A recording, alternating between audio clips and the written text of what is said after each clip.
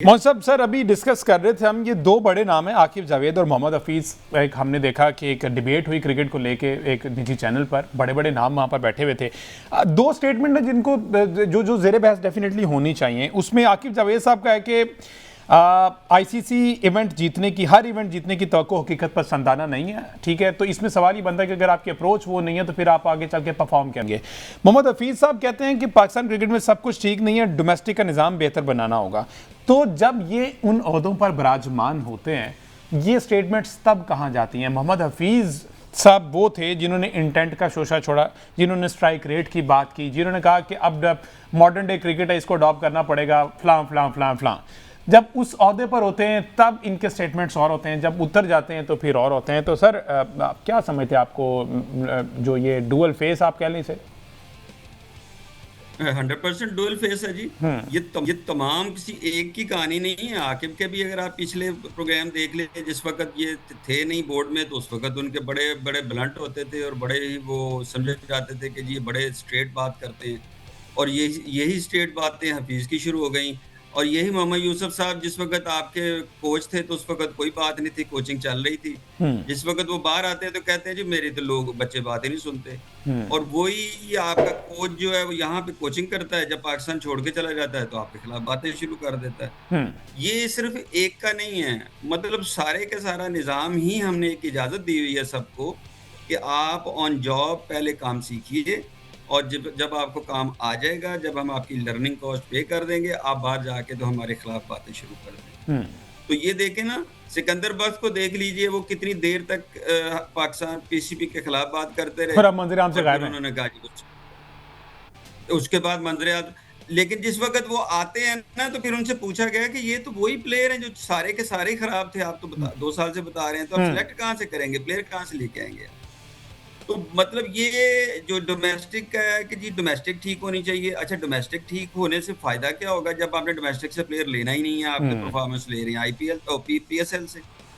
तो जब आप पीएसएल से लड़के ले लेते हैं और परफॉर्म नहीं करते, तो फिर आप कहते हैं जी आपने डोमेस्टिक को बड़ी वक़्त देनी है। अभी आपने डोमेस्टिक को वो देने की कोशिश की है कि जी उसको ज़्यादा डोमेस्टिक को वेटेज ज़्यादा दें।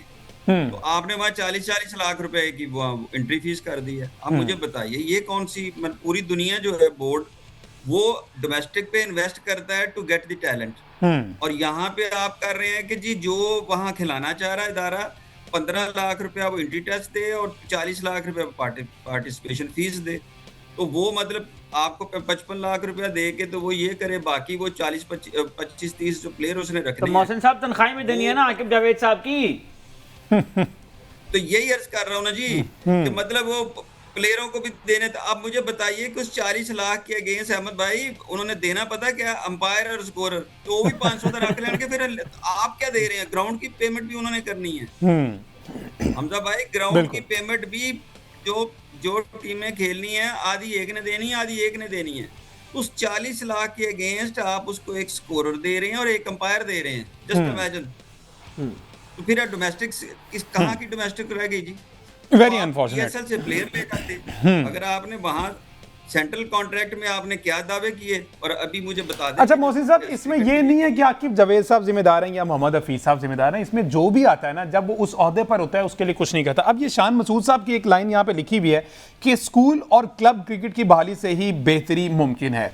कल इनका एक और स्टेटमेंट आया था इसी डिबेट के बाद कि हमारे जो फास्ट बॉलर है ना, वो तीसरे चौथे दिन जो है वो थक जाते हैं, उनमें उतनी एनर्जी नहीं रहती। तो क्या शान मसूद साहब को पता था कि उन पर तलवार लटक रही है? शान मसूद साहब ने क्या अपने दौरे हुकूमत में जब कप्तान थे, कभी किसी क्लब में जाकर देखा कि मैं यहां से फास्ट बॉलर उठा लूं?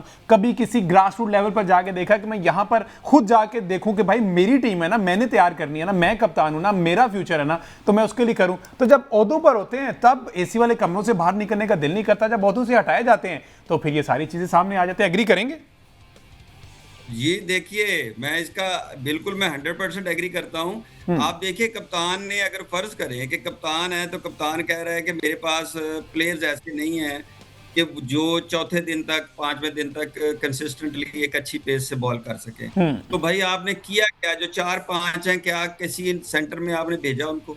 क्या किसी ने उसके डेटा के ठीक है जी नेशनल हाई परफॉर्मेंस सेंटर में भिजवाए आप, और वहां जाके आप कहें कि जनाब ये मैं 5 प्लेयर दे रहा हूँ, टेस्ट कौन सा रोज हो रहा है, बिल्कुल। तो आप वहां से वो एक टेस्ट के दूसरे टेस्ट के दरमियान जो आपके पास एक टाइम है, आप वहां डेवलप करें। आपने अच्छा, इससे अगली बात आपकी सारी बात वहीं कंक्लूड हो जाएगी कि शाहीन अफरीदी को आकिब जावेद ने कहा कि हम इसलिए ड्रॉप कर रहे हैं कि वो पेस नहीं है और कंसिस्टेंट पेस नहीं है और तीसरे सेशन में पेस नहीं करता। चले जी, मान ली बात, तो आपने उसको अब बजाय इसके कि वो रिहैब कर रहा होता है नेशनल सेंटर में अपनी पेस पे काम कर रहा होता है, या उसको आप श्रीलंका एनओसी दे के भेज दिया कि जाओ जाके वहां जाके खेलते रहो। तो आप ये देखिए कि एक हेलो जी जी जी जी।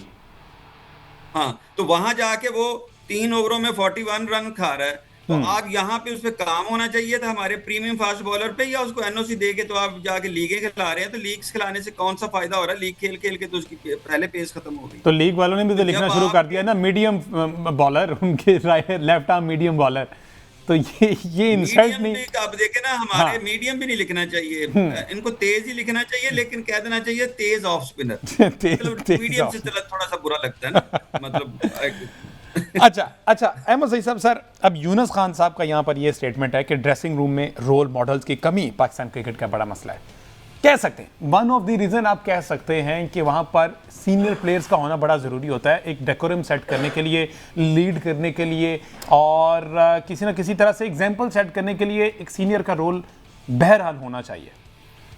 देखें, ये जो ड्रेसिंग रूम का माहौल होता है, ये ज़ाहिर इस हवाले से बहुत इंपॉर्टेंट होता है कि जो नए आने वाले प्लेयर होते हैं उनकी लर्निंग का एक फेज़ वो भी होता है। यस। ख़ास तौर पर जब आप नए टीम में इंडक्ट होते हैं तो फिर आपको फौरी तौर पर ज़्यादा जगह नहीं मिलती है टीम के अंदर, लेकिन उस टीम इन्वायरमेंट में जेल इन होना, उस इन्वायरमेंट के मुताबिक अपने आप को तब्दील करना, सीनियर जूनियर की जो एक रिस्पेक्ट है उसको सीखना और अपनी परफॉर्मेंस को इन्हांस करना उन लोगों को देखकर, ये बिल्कुल मतलब बहुत इंपॉर्टेंट बात की है यूनुस खान साहब ने कि पाकिस्तान क्रिकेट के जो इस वक्त जो ड्रेसिंग रूम में 11 लोग बैठे होते हैं वो तो कमों बेश सारे वही लोग हैं जो साल में एक बार स्कोर करते हैं और उसके बाद उस परफॉर्मेंस की बुनियाद पर जो है पूरा साल निकालते हैं। 6 महीने में एक बार अच्छी बॉलिंग कर ली, उसके बाद आपके अगले 4-5-7 मैच जो है वो पक्के हो जाते हैं। तो इस कंडीशन में एक ऐसा लड़का जो डोमेस्टिक में 1000 रन करके आया है, कंसिस्टेंट स्कोर करके आया है, वो जब यहाँ पर आकर देखता है कि यार अगर मैं एक अच्छी इनिंग खेल लूँ, एक फ्लैशी इनिंग खेल लूँ, तो मुझे अगले 4-5 मैच वैसे मिल जाने हैं, तो उसको मेहनत करने की क्या ज़रूरत है। ये वही मेंटालिटी है जो आप जब डोमेस्टिक क्रिकेट की बजाय PSL से लड़के लेकर आएंगे और उनको आप इस बुनियाद पर लेकर आएंगे कि जी उनके अंदर इंटेंट बहुत ज़्यादा है, उनका स्ट्राइक रेट बहुत अच्छा है, या वो जो है वो मतलब उल्टी सुई पे बहुत अच्छी मारता है, सीधा उसको खेलना आता नहीं है। लेकिन बहरहाल ये जो ड्रेसिंग रूम का माहौल है ये इसलिए बहुत ज़्यादा इंपॉर्टेंट है कि नए आने वाले प्लेयर्स की जो ग्रूमिंग होनी है, उनके जो पहले 1.5 साल 2 साल हैं, वो ये तय करेंगे कि उनके आगे 12 साल किस किस्म के माइंडसेट को वो लेकर चलेंगे। जब आपके ड्रेसिंग रूम में विनर्स बैठे हों तो फिर आपकी इंस्पिरेशन जीतना होती है। जब आपके ड्रेसिंग रूम में इंस्पिरेशन इस बात की हो कि आपने साल में 2 बार NOC लेकर लीगें खेलने जानी है, उसके बाद पाकिस्तान के लिए 4 टेस्ट मैच खेलने हैं, 5 वनडे खेलने हैं और 25 T20 खेलने हैं, उनका नतीजा जो मर्जी हो, लेकिन आपकी अगर साल में 2 अच्छी इनिंग्स हैं या 2 अच्छी दफ़ा आपने बॉलिंग करवा दी है और उसकी रील्स आपने उठा के किसी पेड कंटेंट क्रिएटर को दे दी है और उसने आपकी वहाँ पे चला दी है, तो आपकी टीम में जो है वो जगह पक्की हो जाती है। तो ये मुख्तलिफ 2 माइंड सेट हैं, 2 मुख्तलिफ सिस्टम्स हैं। आपके ड्रेसिंग रूम में पैट कमिंस बैठे होंगे तो आपको ये समझाएंगे कि सबसे जरूरी टेस्ट क्रिकेट खेलना है। yes. आपके ड्रेसिंग रूम में मिचेल स्टार्क बैठे होंगे तो आपको ये बताएंगे कि रोजाना जाकर 25-25 30 ओवर का स्पेल करना है, तो फिर तो बॉलर बनोगे।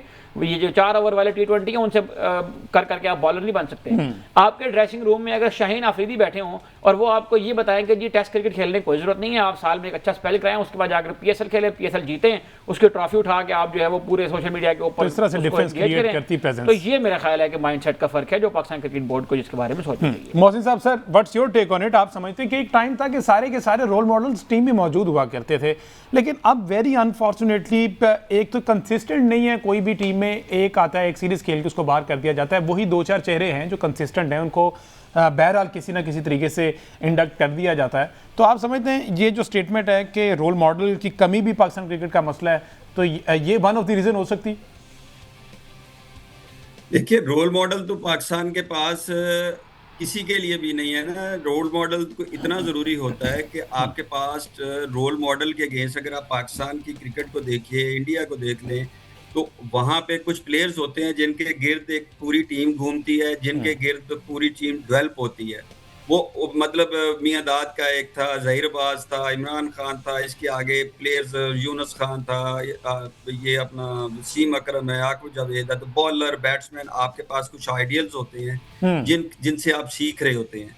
और वो उनका होना बड़ा इंपॉर्टेंट होता है। अगर वो नहीं है तो आप अच्छा वही जो परफॉर्मर होते हैं वही आपके रोल मॉडल होते हैं, जो परफॉर्मर होंगे, जो कंसिस्टेंट परफॉर्मर होंगे।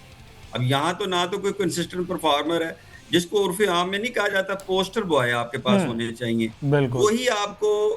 वही आपके फैन के लिए भी जरूरी होता है। आपके स्टेडियम्स क्यों खाली हैं? इसीलिए खाली है कि देखना किसको है जाके।